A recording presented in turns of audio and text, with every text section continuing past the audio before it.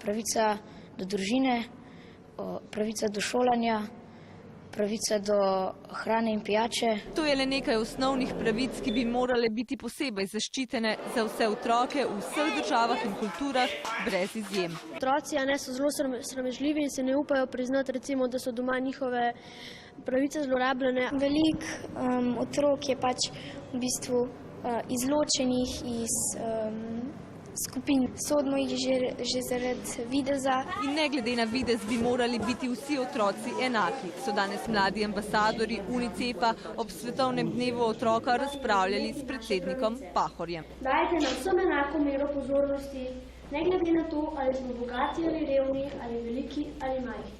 Kar 13,6% slovenskih otrok je po podatkih UNICEF-a revnih. A to so le dostopni podatki. Dejanske številke pa so najverjetneje še bolj zaskrbljujoče. Zaradi sramu je namreč v Sloveniji veliko prikrite revščine. Narediti moramo vse, da se socialni transferi ne zmanjšajo in da otroci ne bodo še bolj prizadeti. Odrasli, dajte nam možnost. Vsi otroci smo posebni in drugačni.